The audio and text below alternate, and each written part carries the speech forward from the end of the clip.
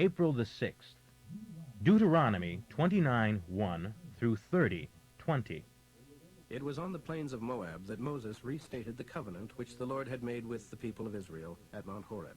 He summoned all Israel before him and told them, "You have seen with your own eyes the great plagues and mighty miracles that the Lord brought upon Pharaoh and his people in the land of Egypt. But even yet the Lord hasn't given you hearts that understand, or eyes that see, or ears that hear. For 40 years God has led you through the wilderness, yet your clothes haven't become old, and your shoes haven't worn out. The reason he hasn't let you settle down to grow grain for bread or grapes for wine and strong drink is so that you would realize that it is the Lord your God who has been caring for you. When we came here, King Sihon of Heshbon and King Og of Bashan came out against us in battle, but we destroyed them and took their land and gave it to the tribes of Reuben and Gad and to the half-tribe of Manasseh as their inheritance. Therefore, obey the terms of this covenant so that you will prosper in everything you do. All of you, your leaders, the people, your judges, and your administrative officers are standing today before the Lord your God, along with your little ones and your wives and the foreigners that are among you, those who chop your wood and carry your water. You are standing here to enter into a contract with Jehovah your God, a contract he is making with you today. He wants to confirm you today as his people, and to confirm that he is your God, just as he promised your ancestors Abraham, Isaac, and Jacob.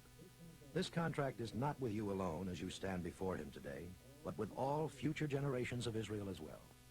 Surely you remember how we lived in the land of Egypt, and how as we left we came safely through the territory of enemy nations. And you have seen their heathen idols made of wood, stone, silver, and gold.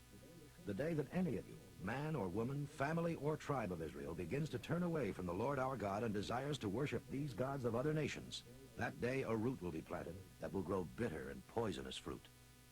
Let no one blithely think when he hears the warnings of this curse, I shall prosper even though I walk in my own stubborn way. For the Lord will not pardon. His anger and jealousy will be hot against that man, and all the curses written in this book shall lie heavily upon him, and the Lord will blot out his name from under heaven.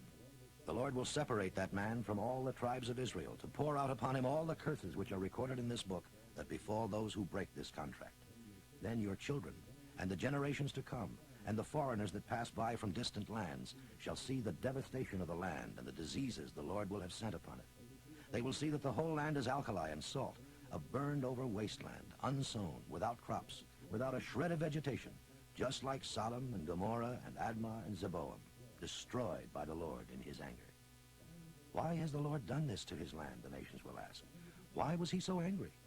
And they will be told, because the people of the land broke the contract made with them by Jehovah, the God of their ancestors, when he brought them out of the land of Egypt.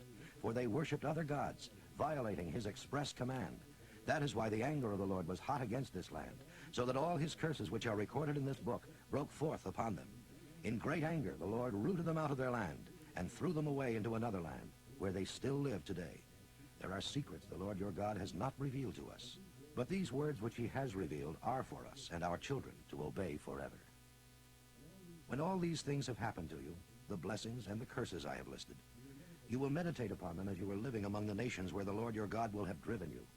If at that time you want to return to the Lord your God, and you and your children have begun wholeheartedly to obey all of the commandments I have given you today, then the Lord your God will rescue you from your captivity. He will have mercy upon you and come and gather you out of all the nations where he will have scattered you. Though you are at the ends of the earth, he will go and find you and bring you back again to the land of your ancestors. You shall possess the land again, and he will do you good and bless you even more than he did your ancestors. He will cleanse your hearts and the hearts of your children and of your children's children, so that you will love the Lord your God with all your hearts and souls, and Israel shall come alive again. If you return to the Lord and obey all the commandments that I command you today, the Lord your God will take his curses and turn them against your enemies, against those who hate you and persecute you. The Lord your God will prosper everything you do, and give you many children and much cattle and wonderful crops. For the Lord will again rejoice over you as he did over your fathers. He will rejoice if you but obey the commandments written in this book of the law, and if you turn to the Lord your God with all your hearts and souls. Obeying these commandments is not something beyond your strength and reach, for these laws are not in the far heavens, so distant that you can't hear and obey them, and with no one to bring them down to you, nor are they beyond the ocean, so far that no one can bring you their message. But they are very close at hand, in your hearts and on your lips, so that you can obey them. Look, Today I have set before you life and death, depending on whether you obey or disobey. I have commanded you today to love the Lord your God, and to follow his paths, and to keep his laws, so that you will live and become a great nation, and so that the Lord your God will bless you in the land you are about to possess. But if your hearts turn away and you won't listen, if you are drawn away to worship other gods, then I declare to you this day that you shall surely perish. You will not have a long, good life in the land you are going in to possess. I call heaven and earth to witness against you, that today I have set before you life or death, blessing or curse. Oh, that you would choose life, that you and your children might live. Choose to love the Lord your God and to obey him and to cling to him, for he is your life and the length of your days. You will then be able to live safely in the land the Lord promised your ancestors Abraham, Isaac, and Jacob. Luke 11:37 through 12:7. As he was speaking, one of the Pharisees asked him home for a meal. When Jesus arrived, he sat down to eat without first performing the ceremonial washing required by Jewish custom. This greatly surprised his host. Then Jesus said to him, "You Pharisees wash the outside, but inside you are still dirty, full of greed and wickedness. Fools, didn't God make the inside as well as the outside? Purity is best demonstrated by generosity. But woe to you Pharisees, for though you are careful to tithe even the smallest part of your income, you completely forget about justice and the love of God. You should tithe, yes, but you should not leave these other things undone. Woe to you Pharisees, for how you love the seats of honor in the synagogues and the respectful greetings from everyone as you walk through the markets. Yes, awesome judgment is awaiting you, for you are like hidden graves in a field. Men go by you with no knowledge of the corruption they are passing." "Sir, Said an expert in religious law who was standing there. you have insulted my profession too in what you just said." "Yes," said Jesus, "the same horrors await you. For you crush men beneath impossible religious demands, demands that you yourselves would never think of trying to keep. Woe to you, for you are exactly like your ancestors who killed the prophets long ago, murderers. You agree with your fathers that what they did was right. You would have done the same yourselves. This is what God says about you. I will send prophets and apostles to you, and you will kill some of them and chase away the others. And you of this generation will be held responsible for the murder of God's servants from the founding of the world, from the murder of Abel to the murder of Zechariah, who perished between the altar and the sanctuary. Yes, it will surely be charged against you. Woe to you experts in religion, for you hide the truth from the people. You won't accept it for yourselves, and you prevent others from having a chance to believe it." The Pharisees and legal experts were furious, and from that time on they plied him fiercely with a host of questions, trying to trap him into saying something for which they could have him arrested. Meanwhile, the crowds grew until thousands upon thousands were milling about and crushing each other. He turned now to his disciples and warned them, "More than anything else, beware of these Pharisees and the way they pretend to be good when they aren't. But such hypocrisy cannot be hidden forever. It will become as evident as yeast in dough. Whatever they have said in the dark shall be heard in the light, and what you have whispered in the inner rooms shall be broadcast from the housetops for all to hear. Dear friends, don't be afraid of these who want to murder you. They can only kill the body. They have no power over your souls. But I'll tell you whom to fear. Fear God, who has the power to kill, and then cast into hell. What is the price of 5 sparrows? A couple of pennies? Not much more than that. Yet God does not forget a single one of them. And he knows the number of hairs on your head. Never fear, you are far more valuable to him than a whole flock of sparrows."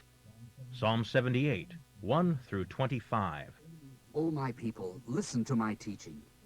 Open your ears to what I am saying. For I will show you lessons from our history, stories handed down to us from former generations.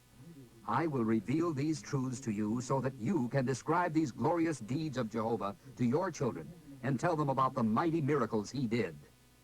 For he gave his laws to Israel and commanded our fathers to teach them to their children, so that they in turn could teach their children too.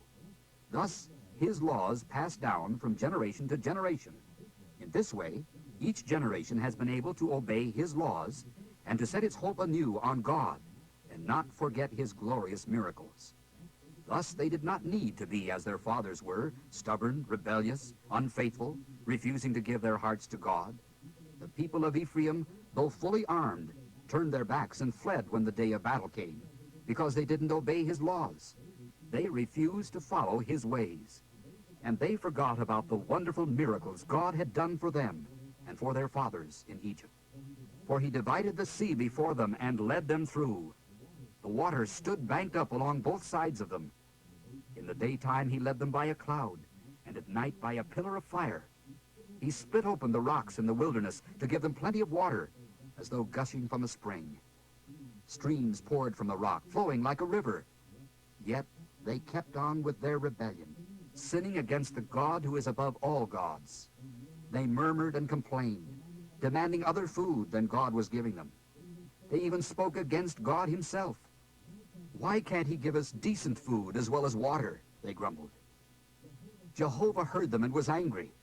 The fire of his wrath burned against Israel because they didn't believe in God or trust in him to care for them. Even though he commanded the skies to open, he opened the windows of heaven and rained down manna for their food. He gave them bread from heaven. They ate angels' food. He gave them all that they could hold. Proverbs for today, 12:19 through 20. Truth stands the test of time. Lies are soon exposed. Deceit fills hearts that are plotting for evil. Joy fills hearts that are planning for good.